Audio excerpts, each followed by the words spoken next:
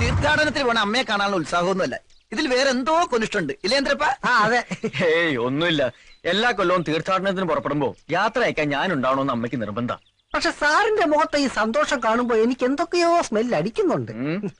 പിന്നെ ഞാൻ തിരിച്ചു വരുന്നവരെ ഡോക്ടർ സുശീലിനാണ് ചാർജ്. അയ്യോ വേണ്ട, ഈ ജന്മം എനിക്ക് ഡോക്ടർ ആവണ്ട. സസ്പെൻഷൻ പിൻവലിച്ചത് തന്നെ സാറിന്റെ നല്ല മനസ്സ്. ട്രെയിൻ പോകുന്നതിന് മുമ്പ് സാറ് വന്ന് കേറിയട്ടെ. അപ്പൊ എല്ലാം പറഞ്ഞ പോലെ ഉടനെ തന്നെ ഞാൻ തിരിച്ചെത്തും. ഓക്കെ? ഇനി അവൻ ഈ നാട്ടിൽ എത്തരുത്, കൊന്നേക്കൾ.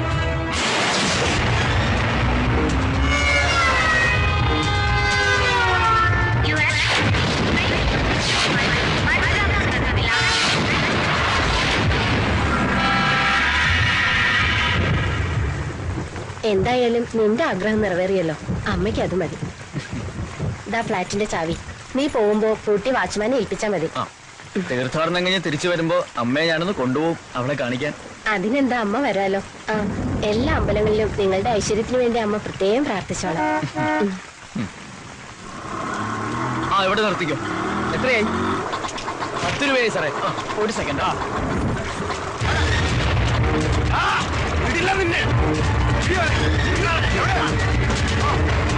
രക്ഷപ്പെട്ടോ സാറേ.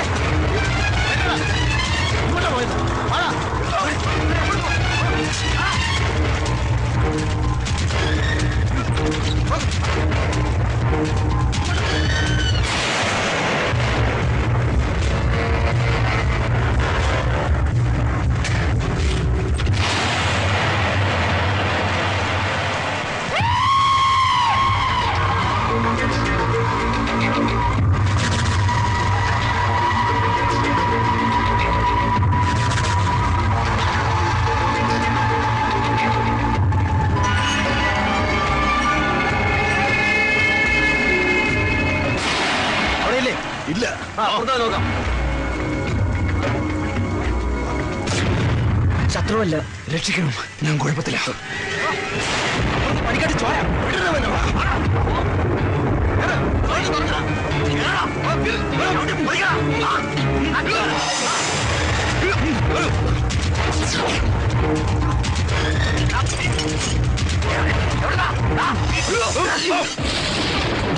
വേഗം കേറിക്കോ.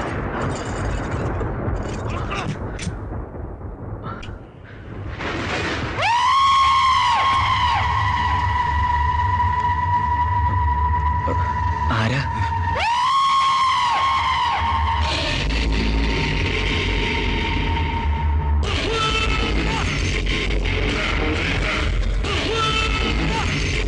ഞാൻ ഹരീന്ദ്രൻ.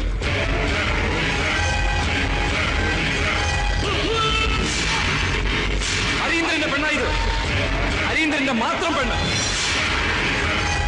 രക്ഷിച്ചതിന് നന്ദി.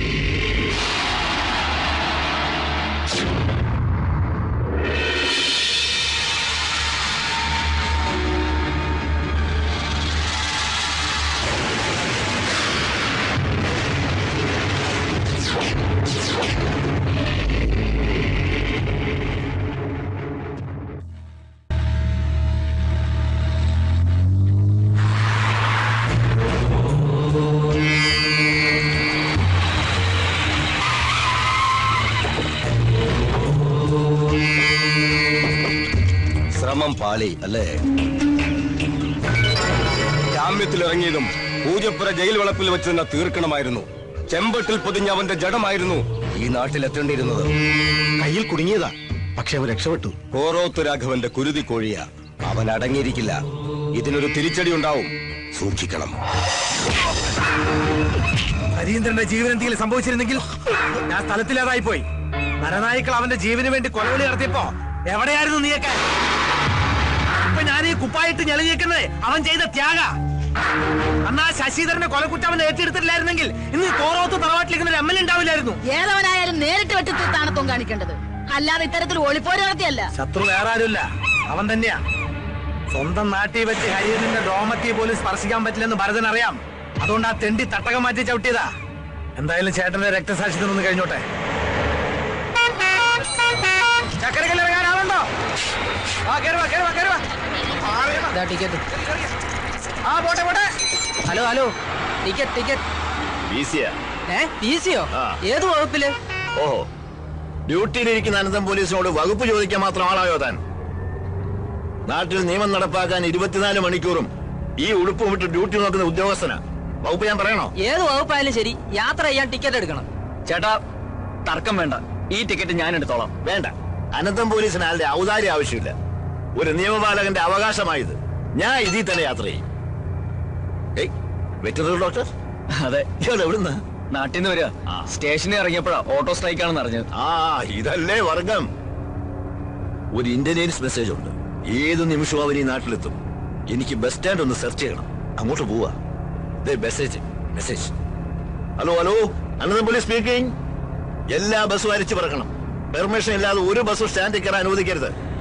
Over over over. അതെ, വട്ട് കേസാ. അയാൾ തെരഞ്ഞെടുക്കുന്നത് സ്വന്തം മോനെ തന്നെയാ. അവൻ ജയിലിൽ നീ നാട്ടിലെത്തി കഴിഞ്ഞു. ആരാ? ഹരീന്ദ്രൻ. ഞാൻ എത്തിക്കൊണ്ടിരിക്കുകയാണ്.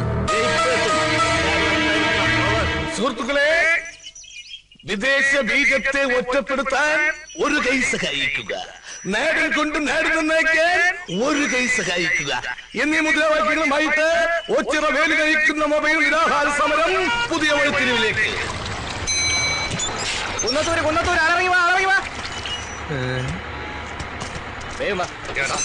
നീ വീണ്ടും വന്നല്ലേ?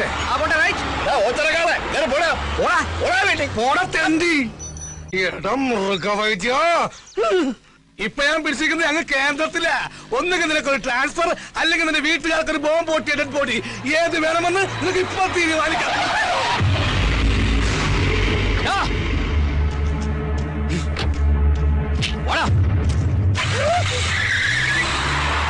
ദൈവം തീരുമാനിച്ച് വീട്ടുകാർക്ക് ബോംബ് പൊട്ടിയ ഡെഡ് ബോഡി പൊട്ടി. ബോംബ് പൊട്ടി. ഹരീന്ദ്രന്റെ കൈ കൊണ്ടവന്റെ കഥ തീർന്ന്.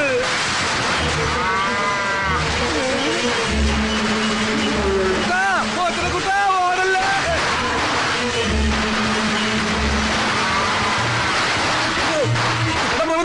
ആരിക്കാല ഒന്ന് നിന്നേ. നിന്റെ വിത്തുകളെ കൊണ്ട് കുത്തി കൊല്ലിക്കാനല്ലേ? അല്ല, ഈ നാട് ഞെട്ടിക്കുന്ന സത്യം പറയാനാ. നിന്റെ അമ്മണിക്കുട്ടിക്ക് ഏത് ടൈപ്പ് കുഞ്ഞുങ്ങളെന്നാ പറഞ്ഞത്? അമേരിക്ക, ചൈന, ജപ്പാൻ, പത്തനംതിട്ട, ഏതാ?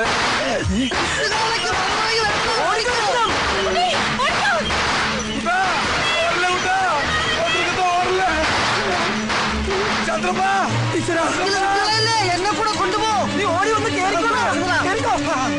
വിട്ടോ. വിത്തുകളെ ഉന്നം വെച്ചിരിക്കുന്നത് എത്തമ്മയാടാ. പണ്ടേ അവനൊരു കണ്ണുള്ളതാ. പീഡന ഉറപ്പാ. നീ എന്തിനാണ് എത്ര സ്പീഡാ പോകുന്നത്? കാല രത്നമ്മയുടെ പുറകെ പോയി. ബ്രേക്ക് ഞാൻ എപ്പോഴേ പിടിച്ചേനെ. അപ്പം ബ്രേക്ക് ഇല്ലേ? നിർത്ത്. ഇത്ര സ്പീഡിൽ എങ്ങോട്ടേക്കാ? ആ കരിങ്കണ്ണ വേലുവിന്റെ കാളയിട്ട് ഓടിക്കുവാ. ആണോ? മാറി ബ്രേക്ക് ഇല്ല. വണ്ടി സ്റ്റാൻഡിൽ വെച്ച് സൈക്കിളോട്ട് പഠിക്കാനാ. അയ്യേ, സ്റ്റാൻഡിൽ ഇറക്കിയില്ലേ?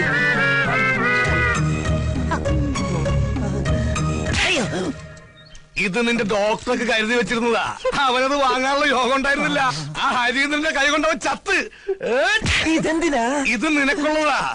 എനിക്കിട്ട് പാര വെച്ചിട്ട് ആ മൃഗവൈദ്യന്റെ കൂടെ ചേർന്നതിന് ഇനി വൈദ്യനില്ലാത്ത ആശുപത്രിയില്ലേ തവിട്ട് ഡോക്ടർ ഞാൻ.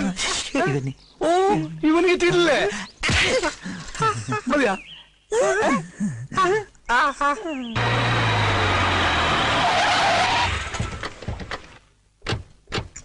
ഇത് ഗൗതം. ഇവനാണ് എന്നെ രക്ഷിച്ചത്. ഇവിടുത്തെ വെറ്റിനറി ഡോക്ടറാ. അറിയാം. ആള് നമ്മുടെ അനുഭാവിയാ. ഇടം മിടുക്ക. അതെന്താ താൻ അന്നേ പറയാതിരുന്നത്? ബ്രഹ്മാവിന്റെ ആയുസ ഹരീന്ദ്രന്. അതുകൊണ്ടല്ലേ അന്യനാടായിട്ടും ശത്രുക്കളിൽ നിന്ന് രക്ഷ നേടാൻ നമ്മുടെ ഒരാള് തന്നെ തുണയായിട്ട് അവിടെ എത്തിയത്. ഞാൻ എന്ത് സഹായമാ ഇതിന് പ്രതിഫലമായിട്ട് നിനക്ക് ചെയ്യേണ്ടത്? ഇവിടുന്ന് ട്രിവാൻഡ്രത്തേക്ക് ഒരു ട്രാൻസ്ഫർ പറഞ്ഞോളൂ. ചെറിയ പ്ലീസ്. പകരം ചെയ്യേണ്ടവൻ ഞാനല്ലേ. തൽക്കാലം കുറച്ചുനാൾ ഇവൻ ഇവിടെ നിൽക്കട്ടെ, എന്റെ ഫ്രണ്ടായിട്ട്. എപ്പോ ട്രാൻസ്ഫർ ചെയ്യണമെന്ന് ഹരീന്ദ്രൻ തീരുമാനിക്കും.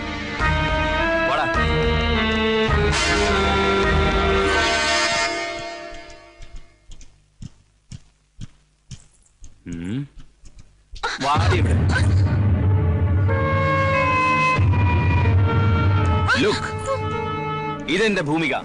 ആരോമലാൾ, പ്രേയസി, കാമുകി എന്നൊക്കെ പറയും. പക്ഷേ ഹരീന്ദ്രൻ പറയും എന്റെ മണവാട്ടിയെന്ന്. കം, ഇത് ഡോക്ടർ ഗൗതം, എനിക്ക് റീബർത്ത് തന്നവൻ. ഒരുപക്ഷെ നിന്റെ പ്രാർത്ഥന കൊണ്ടാവാം.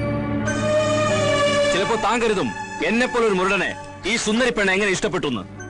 അതാണ് ഹരീന്ദ്രൻ, അതാണ് എന്റെ ഭൂമിക. ഞങ്ങളുടെ രണ്ടുപേരുടെയും മനസ്സിന്റെ നിറം ചുവപ്പാണ്, രക്തച്ചുവപ്പ്.